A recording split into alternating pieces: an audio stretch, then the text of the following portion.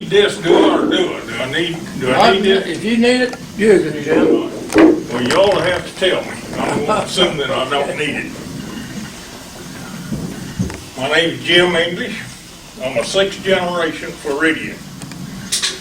One of my great grandfathers, who was not an English, moved his family from South Carolina to Gadsden County, Florida, about 1823, which was 2 years after the Treaty of Cession was finalized, transferring the ownership of the territory of Florida from Spain to the United States.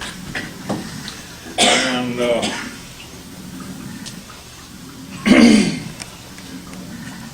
the Englishes, I don't know where to start on the Englishes, so I'm going to start from the beginning as far as I know.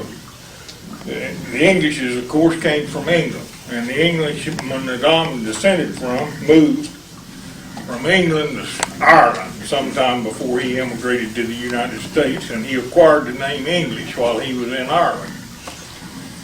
He immigrated into North Carolina, and he was a planter up there, and he had 3 sons who were of majority age at the time of the Revolutionary War.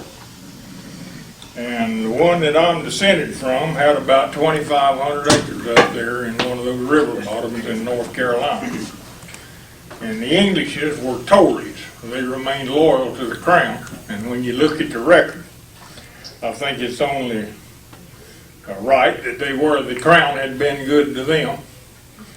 So they had remained loyal to the crown. When the war was over, the same thing happened. You might remember when they ended the Vietnam War, there was people hanging on to the bottom of helicopters and everything else trying to get out of there before somebody killed them. And the same thing happened here, and my forebears barely escaped with their lives, and they went down into the Bahama Island, which was still a protector of the British Empire at that time. They later moved back in up at Jacksonville when this was still Spanish territory, and from there they eased back into Georgia and the Carolinas, so they became citizens of the United States.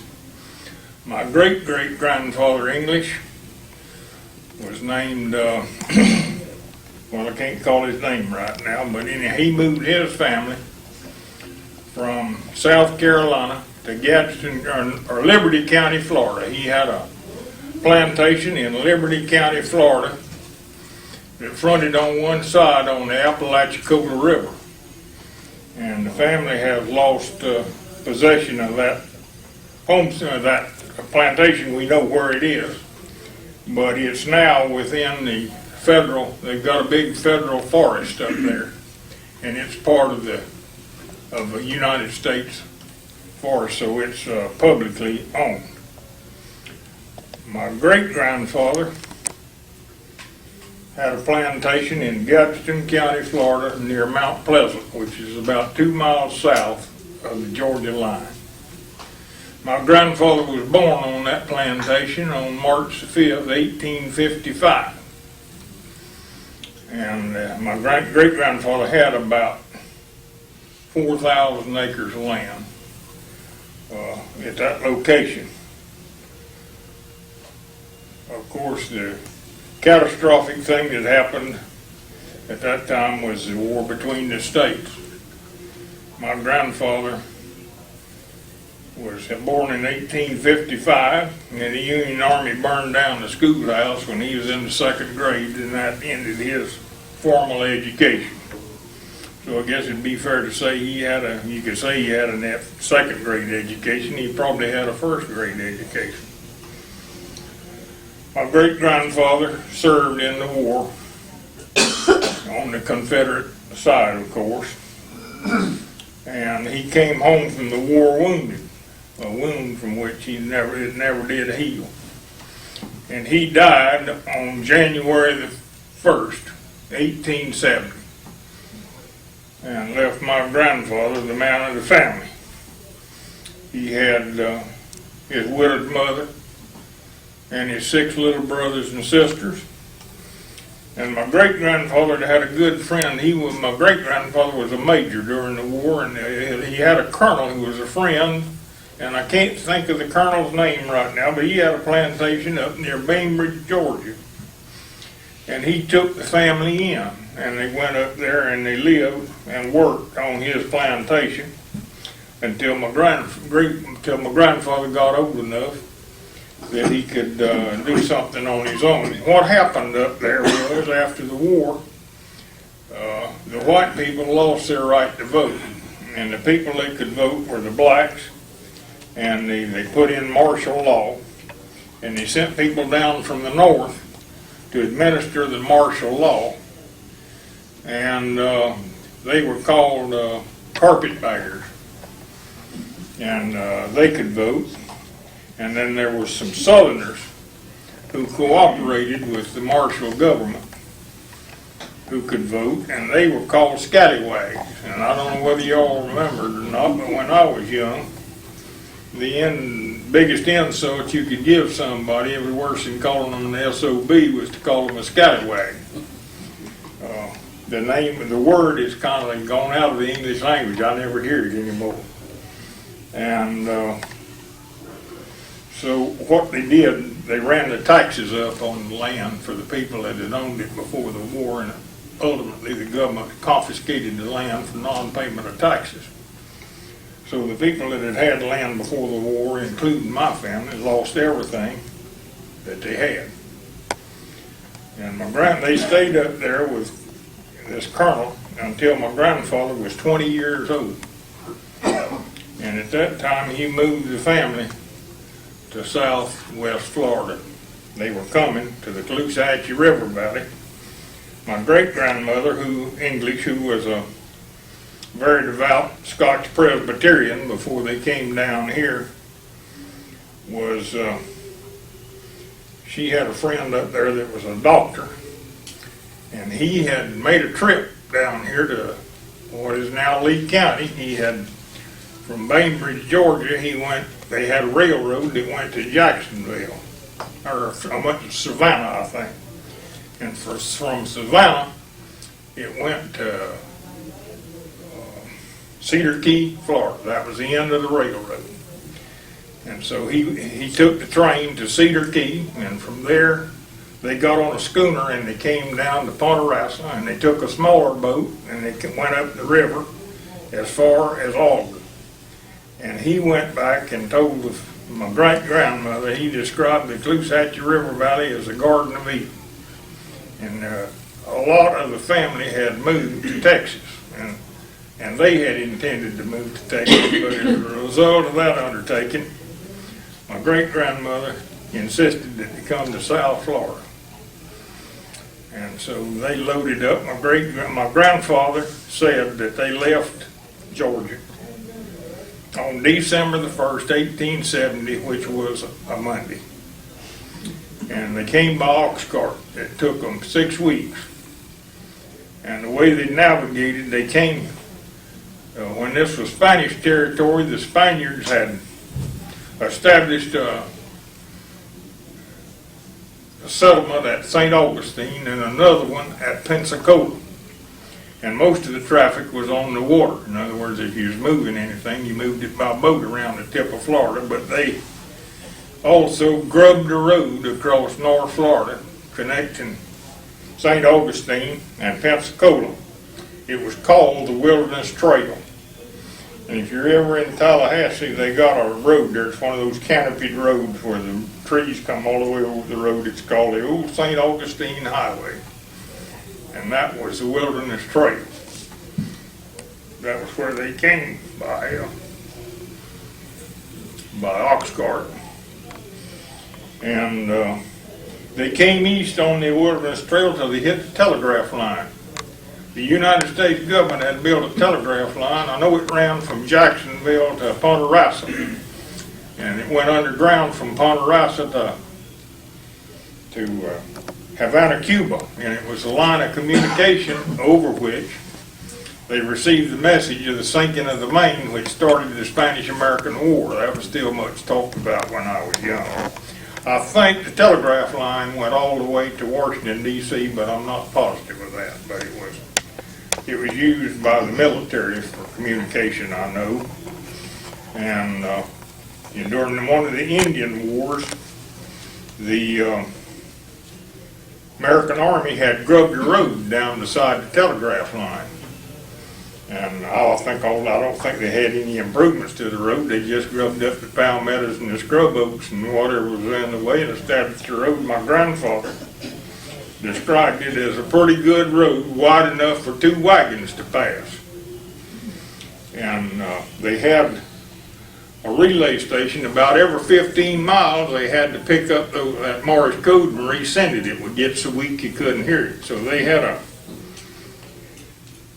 a station about every 15 miles, and they would try to make it from station to station every night because the Indians were still a problem, and it gave them additional security to be at the station instead of just in the woods. They made camp on the north bank of the Caloosahatchee. They came down the telegraph line all the way. The telegraph line crossed the Caloosahatchee River about where the Auga Lock is now. So they made camp for the first time on the north bank of the river, right there. And they had to go back. They had to I think they had some folks with them that had some horses. There was 18 in the party that came down. I can't name them all for you right now. And they took horses and went back to the nearest land office was in Gainesville. And they filed on some claims that were on the north side of the Caloosahatchee up about where Fort Deneau is now. And the family was there for 2 or 3 years until it was in 1878, the United States government had passed the Swamp and Overflowed Lands Act of 1850. And they had classified the lands in Florida, and one of those classifications was swamp and overflowed land. And they conveyed the swamp and overflowed lands to the state of Florida. And the state of Florida got into financial difficulty, and they needed $1 million to finance their Civil War debt. And there was the story goes, there was a wealthy northern industrialist. His name was Hamilton Diston. From the state of Florida, he bought 4 million acres of swamp and overflowed lands for $1 million. In addition to that, there was a clause in the agreement that any additional land that he also would receive any additional land which he drained. So he got a dredge boat and he went to dredge boating over around Lake Okeechobee in this way, and they cut a lot of water into the Caloosahatchee River that hadn't previously flowed there. And in 1878 they had an overflow, and the water came up in September and it didn't go down until almost Christmas. And my folks lost everything in that overflow. We don't have any pictures or anything in writing that goes back past that overflow. They lost everything in the overflow. And the English, what we call our home place, is on the north side. Some of you I'm sure know where it is. It's on the north side of the Caloosahatchee, just west of Alva. And while my grandfather, they built a raft some kind or other, and they put everything on the raft and floated out from up there.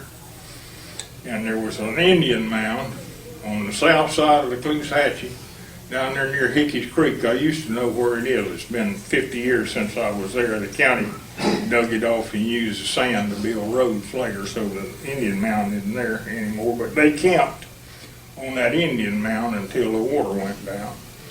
And while the water was up, my grandfather did some prospecting around, and there were 2 homesteads over there where we are now that the people were giving up on. It sounds easy to come off down here and get you a 160-acre homestead and live happily ever after. but it was a real tough go.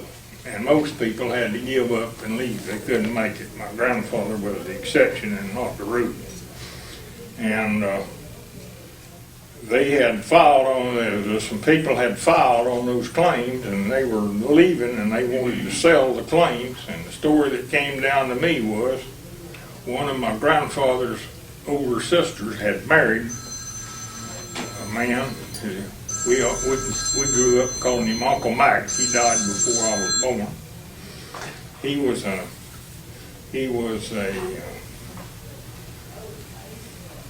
an officer in the Union Navy during the war, and he told my Uncle Colin that after the war he had run the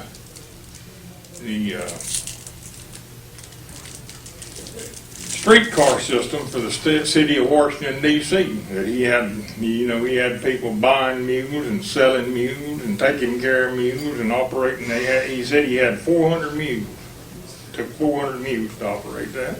And he got sick, and the doctors advised him to come to a warmer climate. So he came down here and he met my grandfather's sister, and they married. And we figured that he had some money. And those two claims they paid, 160 acres in a claim, they paid $150 a claim for them. My grandfather took one of them, and his brother James, who my dad and I are named for, took the other one. And the family, there was a log cabin on there, and so they moved in the log cabin, and that was an improvement. All they had left Georgia destitute, and all they had ever had been able to have up there where they worked for to know was a palmetto shack. So it was an improvement to them to get in the log cabin. My grandfather, when they made camp on the north bank of the Clusatchie River, and I want to say, if I have time, I want to say a little more about him later, but he was 20 years old. He had a second grade education and a grubbing hoe. He had with him his widowed mother, his 6 little brothers and sisters, the contents of an ox cart, and $18 and change. You're going to have to excuse me. I've had some operations and I have trouble but I'll be all right. So they had a very meager beginning, and this country down here has been very good to my family. My grandfather created citrus groves and cane fields. He made syrup and sold oranges. He said the first oranges they sold, he'd gotten a yawl boat somehow or other. And a yawl boat, I've never seen one, I don't think, but a yawl boat is supposed to be a boat that you could row, or if you could run up a sail and sail it. And he said the first oranges that they sold, he brought orange seed with him. They picked the oranges and put them in the yawl boat, and they rowed them down the Clusatchie River till they got down where it widens out down here near Fort Myers, and then they run up a sail, and they sailed it on into Ponderosa, and they took them out of the yawl boat and put them in the hold of a schooner, and they were paid $4. They didn't have any standard measurements, so they paid them $4 per 1,000 oranges. So they weren't getting rich very fast off oranges. But my grandfather married in 1892, and he married a widow woman with one child, and they had 4. So my grandfather raised four children, and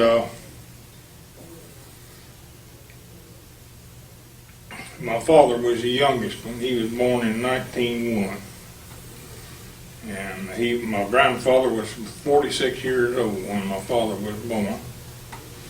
And my father was 34 when I was born, so my grandfather was 80 years old when I was born. He was an old man, I remember him, but I never knew him while he was young.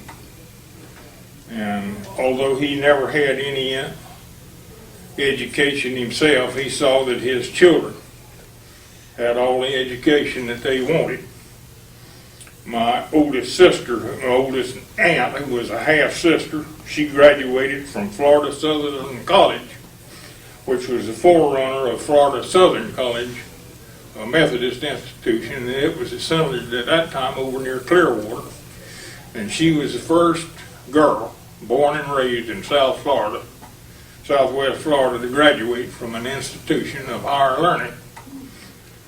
Y'all may be familiar with the school system out there at Alva, the buildings.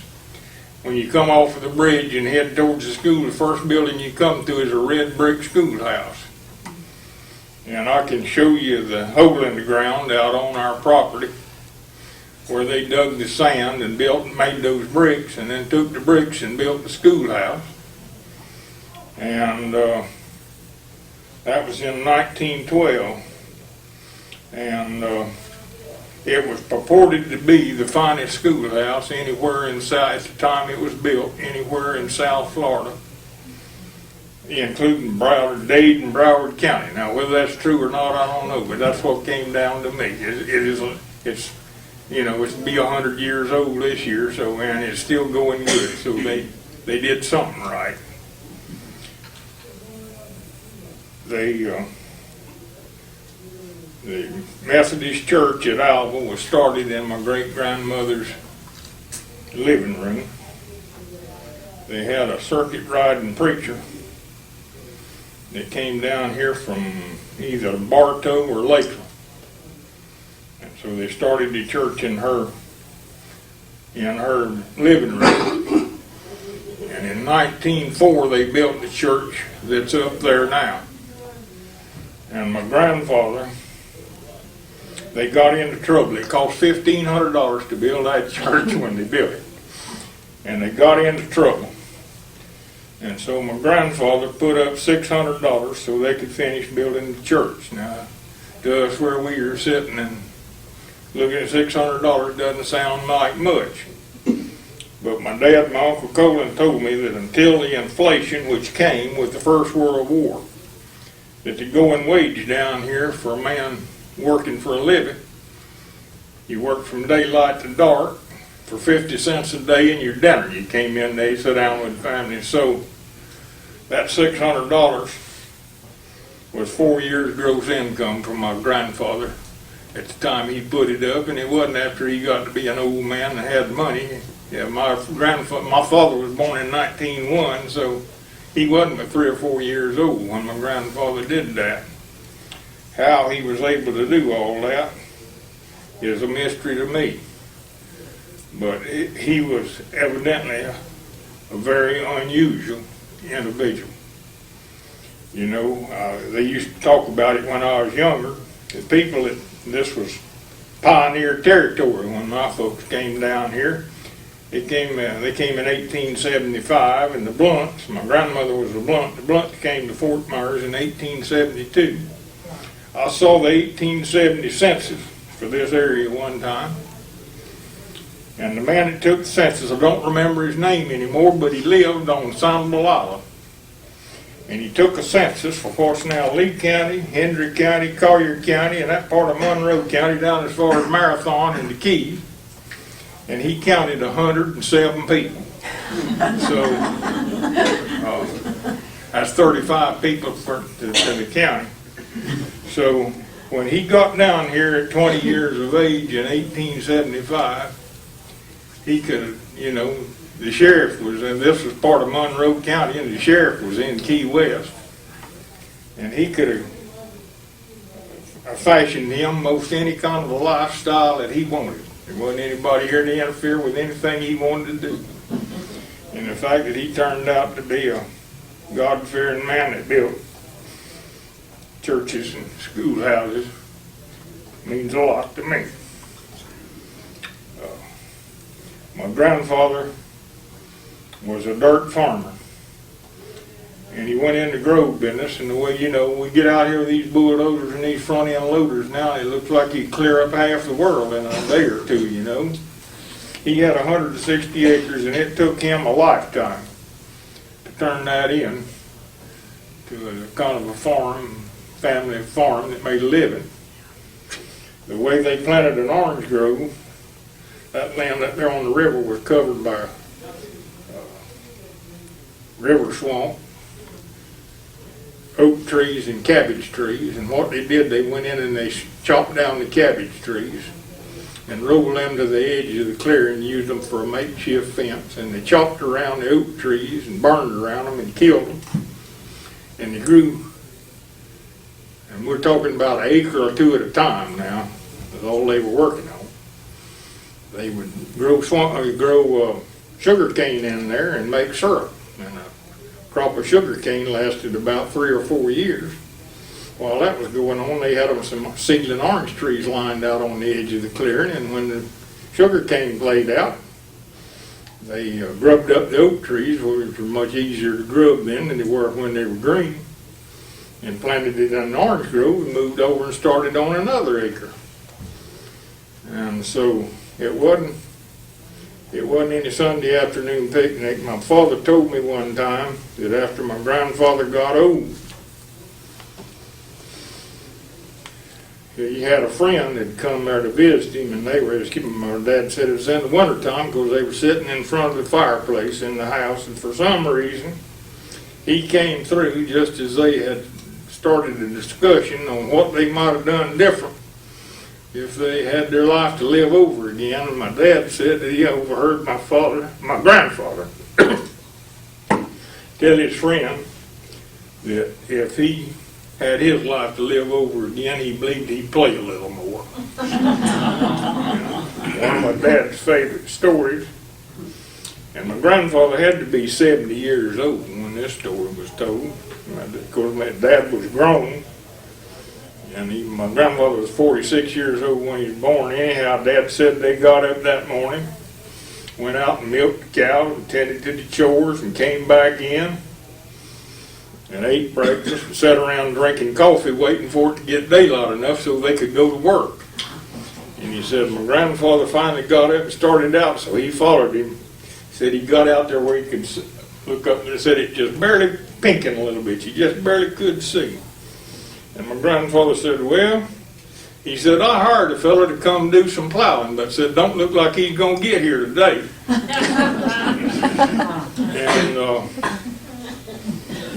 I don't think the way the Englishes lived was a whole lot different from the way everybody was living down here. That was the kind of world we were living in at that time. And my Uncle Colin English, when he graduated from high school in 1912, and I think when you graduated from high school in Lee County in 1912, you graduated from the 9th grade. And he wanted to go to college. So my grandfather came down to Fort Myers. The bank of Fort Myers is owned by the Hendrys. And my grandmother's mother was a Hendry. The president of the bank of Fort Myers was her first cousin. And the story goes he went in and wanted to borrow $200 to buy my Uncle Colin a ticket to Georgia to, what's the university? Started with an E? Emory? Emory University. Wanted to borrow $200 to buy him a ticket to Atlanta, Georgia, pay his room, board, and tuition at Emory University for a year, and have enough left over to buy him a ticket back home at the end of the year. And the Hendrys wouldn't lend him the money.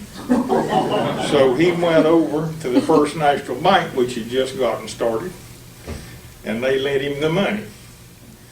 And Uncle Colin, I think, they had what they call Emory Academy. And I think that was a high school that they had up there for boys like him that went up there that hadn't finished high school. They had to finish high school before they could start college. But he ultimately graduated with a PhD in education from Columbia University and served 2 terms as county school superintendent and 3 terms as state school superintendent. And as far as I know, all the family have been good, honest, law-abiding, God-fearing citizens. And I'm pleased and proud and thankful for that. And like I say, this territory down here has been good to us. My grandfather, near the end of World War I, he made some money on the citrus in World War I. They had a big sawmill